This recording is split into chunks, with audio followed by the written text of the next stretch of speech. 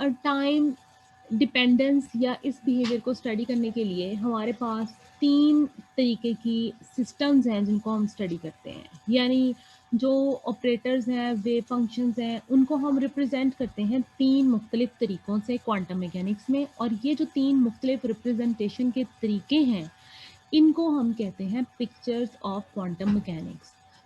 ये हमारे पास इनमें जो डिफरेंस आता है वो टाइम एवोल्यूशन के हिसाब से आता है, क्योंकि अगर हम इनको टाइम इंडिपेंडेंट ले लें तो इनमें बज़ाहिर कोई डिफरेंस महसूस नहीं होता। लेकिन जब हम टाइम डिपेंडेंस या टाइम एवोल्यूशन को भी काउंट करते हैं तो ये जो सब पिक्चर्स हैं इसमें कुछ ना कुछ फ़र्क आ जाता है। तो ये जो क्वांटम मैकेनिक्स की पिक्चर्स हैं ये बेसिकली 3 तरह की हैं। एक हमारे पास श्रोडिंगर पिक्चर है, एक हमारे पास हेज़नबर्ग पिक्चर है और एक हमारे पास डिराक इंटरैक्शन पिक्चर है। In case of Schrodinger picture हमारे पास जो ऑपरेटर है वो टाइम इंडिपेंडेंट होता है, जबकि जो स्टेट्स हैं दे इवॉल्व विद टाइम। यानी जो स्टेट्स हैं they are time dependent. Time के चेंज होने से स्टेट पर कोई फ़र्क पड़ता है, बेसिस पर कोई फ़र्क पड़ता है। जो हेज़नबर्ग पिक्चर है उसमें हमारे पास जो हमारा ऑपरेटर है ये टाइम डिपेंडेंट होता है और ये एक्सप्लिसिटली टाइम पर डिपेंड करता है। 2 तरह की डिपेंडेंस होती है, इम्प्लिसिट डिपेंडेंस और एक्सप्लिसिट डिपेंडेंस। इम्प्लिसिट में डायरेक्टली डिपेंडेंस नहीं होती, इनडायरेक्टली होती है, जैसे आप वो चेन फॉर्म पढ़ते हैं ना डेरिवेटिव्स की, उस टाइप की। और जो एक्सप्लिसिट फंक्शंस होते हैं वो डायरेक्टली डिपेंड कर रहे होते हैं। तो यहाँ पर हमारे पास जो ऑपरेटर्स हैं दे डायरेक्टली डिपेंड ऑन टाइम, वो इवॉल्व करते हैं टाइम के साथ साथ, लेकिन जो स्टेट्स हैं they remain frozen, they are independent of the time. वो टाइम के साथ साथ चेंज नहीं होती, इसलिए आप उनको फ्रोजन स्टेट भी कह देते हैं। अच्छा जी, जब आप डिराक इंटरेक्शन पिक्चर की बात करते हैं तो इस खास स्टेट में ना सिर्फ ऑपरेटर बल्कि स्टेट्स दोनों की ही दोनों टाइम डिपेंडेंट होती हैं और दोनों टाइम के चेंज होने के साथ साथ चेंज होती हैं। इसको हम कहते हैं एवोल्यूशन, या ये इवॉल्व होती हैं टाइम के साथ, चेंज होती हैं। इनमें कोई ना कोई वैल्यूज बदलती रहती हैं। जैसे आप ये बात करते हैं ना कि टोटल एवोल्यूशन क्या है, आप अर्थ की एवोल्यूशन की बात करते हैं, आप कहते हैं टाइम के साथ साथ अर्थ के ऊपर मुख्तलिफ चेंजेस आई हैं जिसको एवोल्यूशन कह रहे हैं। तो इसी तरीके से टाइम के साथ साथ जब ऑपरेटर और एनर्जी स्टेट्स या आपके पास जो बेसिस हैं या स्टेट फंक्शंस हैं उनमें जब चेंज आएगी तो उसको फिर आप time evolution of the operator and states कहेंगे, और ये दोनों ही जो है डिराक इंटरेक्शन में आ रही होती हैं। इसी वजह से ही हमने इसको इंटरेक्शन का नाम दिया है, क्योंकि इसमें दोनों ही चीज़ें चेंज हो रही हैं और फिर उन दोनों के चेंज होने से हम देखते हैं कि कैसा इफेक्ट आता है। तो सबसे पहले हम देख लेते हैं कि श्रोडिंगर पिक्चर जो है वो क्या है।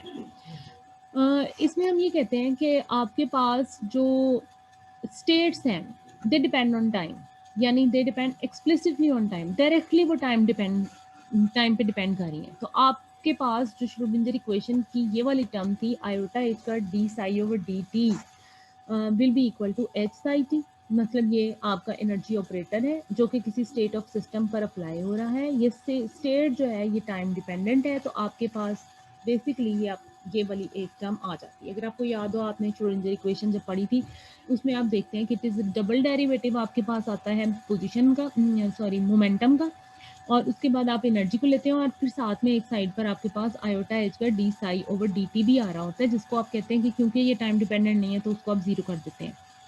लेकिन इस केस में क्योंकि ये ज़ीरो के बराबर नहीं होगा, उसकी रीज़न क्या है, क्योंकि इट डिपेंड्स ऑन टाइम।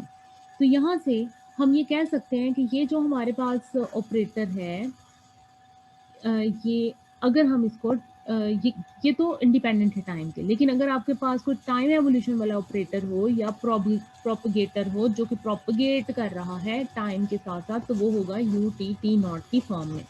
और इस ऑपरेटर को हम ले लेते हैं इस फॉर्म में कि this is equal to exponential minus iota T minus T naught H over H cut. इस फॉर्म में ये ऑपरेटर आएगा। ये आया कहाँ से है कि हम अगर अपनी फर्स्ट इक्वेशन को इंटीग्रेट कर लेते हैं विद रिस्पेक्ट टू टाइम, तो हमारे पास ये इस साइड पर जाकर ये आयोटा इस कट माइनस हो जाएगा, और माइनस होने के बाद जब हम इसकी इंटीग्रेशन करेंगे तो हम कंसीडर कर रहे हैं कि ये जो यू टी टाइप ऑपरेटर है इसमें जो वैल्यूज़ हैं वो डी यू की फॉर्म में यहाँ पर आ रही हैं, और फाइनली जब आपके पास इस फॉर्म का कोई आ जाता है इंटेग्रल तो वो एक्सपोनेंशियल की फॉर्म में चला जाता है, और यू टी यहाँ पर वैल्यू हमें exponential minus iota T minus T naught H over H cut की फॉर्म में दे देता है। तो ये आपके पास वो ऑपरेटर है जिसको आप प्रोपेगेटर कह सकते हैं, या आप ये कह सकते हैं कि this is evolving with time. ये टाइम एवोल्यूशन ऑपरेटर है, और इसको आप फर्दर अपनी दूसरी इंटरैक्शन पिक्चर्स में या दूसरी पिक्चर्स में जो टाइम के साथ चेंज हो रही हैं यूज़ कर सकते हैं। यहाँ पर हमारे पास जो स्टेट्स हैं, these are dependent on time, और उन स्टेट्स की वजह से जो हमें ऑपरेटर मिला है, वो मिला है ये प्रोपेगेटर या टाइम एवोल्यूशन ऑपरेटर। अगर आप इस ऑपरेटर का वो ले लेते हैं, हार्मिशन लेते हैं, और हार्मिशन के लिए आप इसका डैगर लेते हैं, और डैगर हमारे पास क्या था कि जब हम ट्रांसपोज भी लेते हैं और इसके अलावा हम इसका कॉन्जुगेट भी लेते हैं, तो इसका जो कॉन्जुगेट की फॉर्म में जो ऑपरेटर होगा that will be iota T minus T naught H over H cut.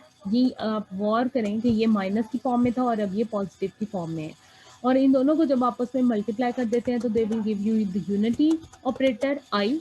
और यहाँ से हम ये पता कह सकते हैं कि जो यू डैगर है this is equal to U inverse या फिर यू के बराबर है। ये कुछ प्रॉपर्टीज हैं जो हमने इस प्रोपेगेटर की डिस्कस की है। अब आप हेजनबर्ग पिक्चर की तरफ